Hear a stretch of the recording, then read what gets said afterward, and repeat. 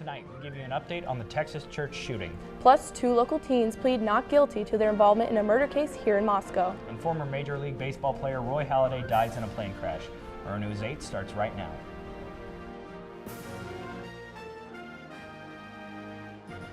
From Studio B on the campus of Washington State University, this is Pullman's only nightly newscast.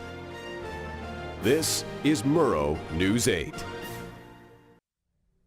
Good evening, I'm Austin Getz. And I'm Shannon Hecht. Welcome to Murrow News 8. The gunman of the Texas church shooting escaped from a mental health facility in 2012. He was admitted to the facility after being caught sneaking guns on an Air Force base and attempting to carry out death threats made against his superiors. Reports from the escape say the shooter was a danger to himself and others. The incident occurred the same year he was court-martialed for domestic abuse. This revelation shows where military protocols failed to flag his domestic violence conviction, which could have prevented him from buying the gun he used in the attack on Sunday. 2 local teens pled not guilty to multiple felony charges for their alleged roles in the death of a Pullman High School senior. Keegan Tennant is being accused of shooting and killing Timothy Reeves during a camping trip in July. Matthew Makita is accused of helping hide Reeves' body and other evidence. Florida State University is suspending all 55 of their fraternities and sororities indefinitely. The suspension comes after alleged alcohol-related death of a freshman pledge member. 20-year-old Andrew Kofi, a Phi Kappa Phi pledge, died at an on-campus party Friday night. Officials are waiting for results of the autopsy to firmly determine a cause of death. Washington State University alumni are giving back to their alma mater. Emma Jerome tells us how license plate purchases made by Cougs are helping fund student scholarships. 5.5 million Washington State drivers, and of those drivers, about 23,000 of them are sporting Wazoo Crimson license plates. The Cougar license plate has been among the most popular since their reveal in 1994, but in 2016 they broke a record as the #1 specialty plate in Washington State. When I got my license plate, I just got it because I thought it looked cool and was super cute, but actually I like it even more now because it goes to a Wazoo scholarship fund, and I will always get them now because it's such a good cause. $613,283. That's how much money was earned selling Washington State University license plates last year, and every dollar of it went to student scholarships. All the money that comes in, even though it's all used for scholarships, there are a number of different programs that it goes to. Some of those are administered by the WSU Foundation. A number of those are administered by the WSU Alumni Association.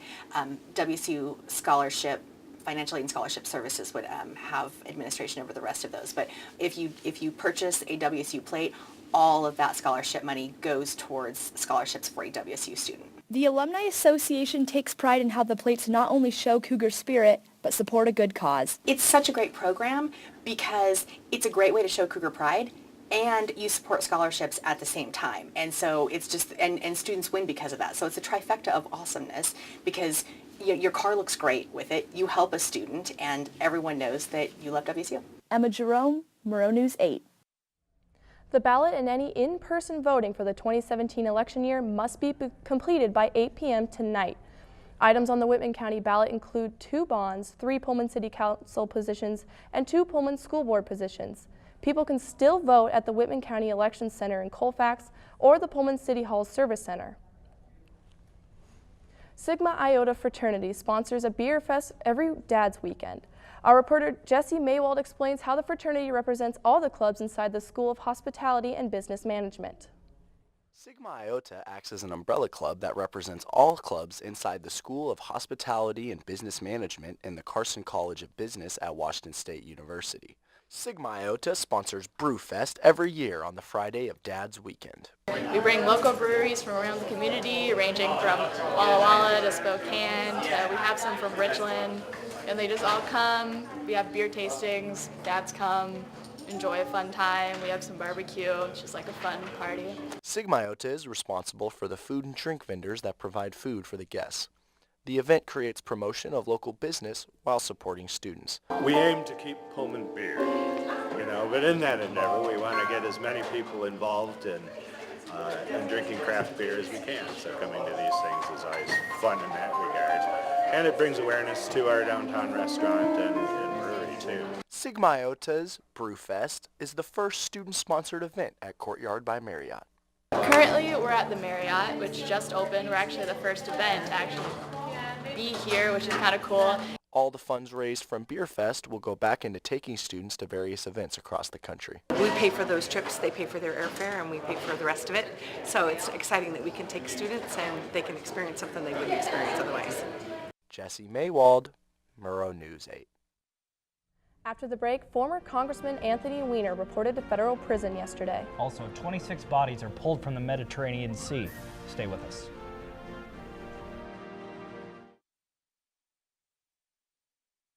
So good to see you guys. So, what's up? Oh, we finally bought a place. Holy cow. You seriously have enough saved to do that? We've been putting a little aside each month. Jeez, at the end of the month, we have nothing left to save. Yeah, I have no idea where it goes. Well, you're spending a lot on... Was it good? Oh, God. Oh, how is my account overdrawn? When it comes to financial stability, don't get left behind. Get tools and tips for saving at feedthepig.org.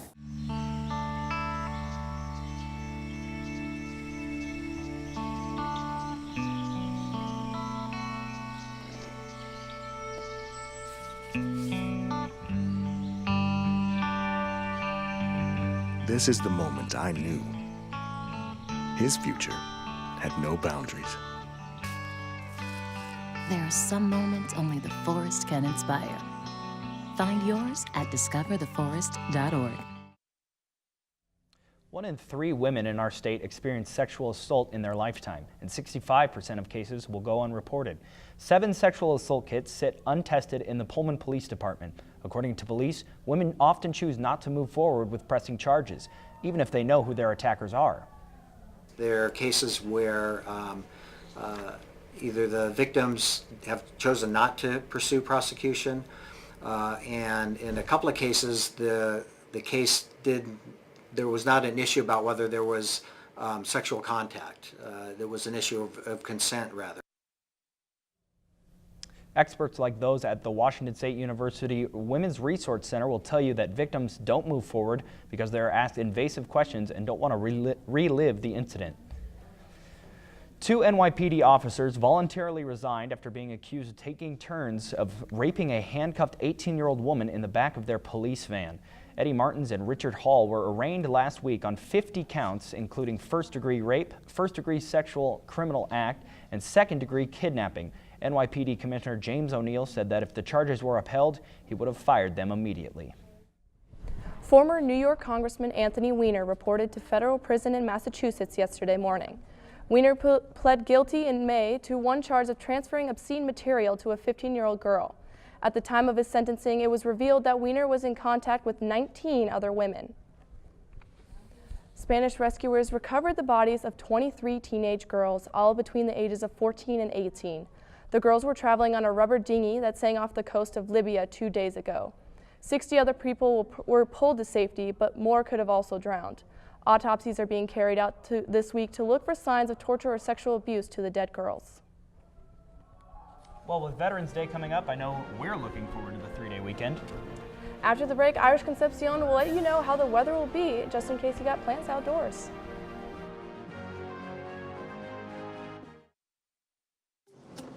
Good one, son. Last summer, my new dad took me on vacation. First, we went deep sea fishing. Wow! I'm so proud of you, son. And then we went on Thunder Shark. That was awesome! Let's go again. 3 times.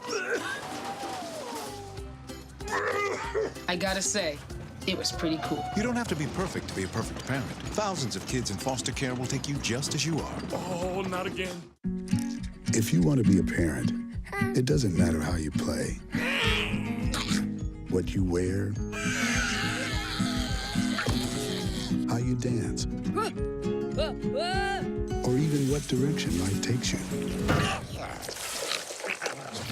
You just need to be there. You don't have to be perfect to be a perfect parent. Thousands of teens in foster care don't need perfection. They just need you. There's still snow left over from this weekend. That's a sure sign that temperatures really are dropping. That's right, Austin. Hey, Irish, is there any chance of more snow coming this week? There are no chances of snow, Shannon, but I don't know if you can tell, but the city of Pullman is looking like something like scenery off a holiday greeting card. The snow has stopped, but it doesn't mean that people are going to be bundling up any less. In fact, for all those in Pullman currently outside of their homes, casting their ballots, I hope that they're keeping warm because it is currently 33 degrees outside. The average is 48 degrees, so as you can tell, it's a lot cooler than it's supposed to be. And we'll see if the leftover snow is going to stick around for tomorrow. With that being said, moving on to tomorrow's forecast.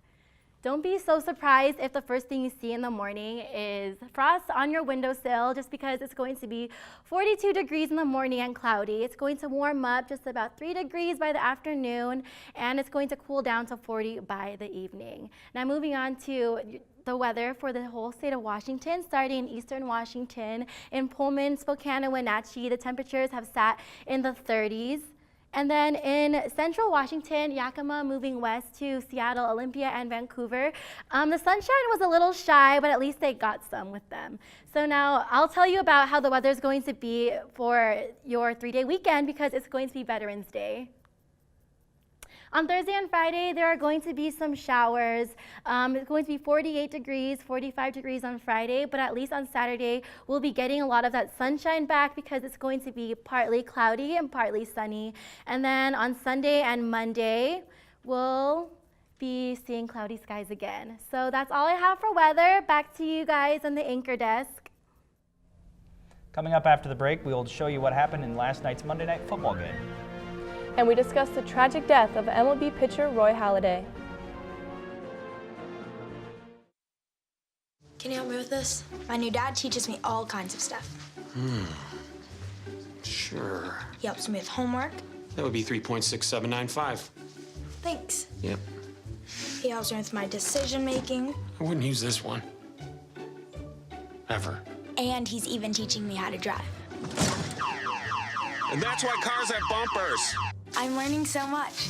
You don't have to be perfect to be a perfect parent. Thousands of kids in foster care will take you just as you are.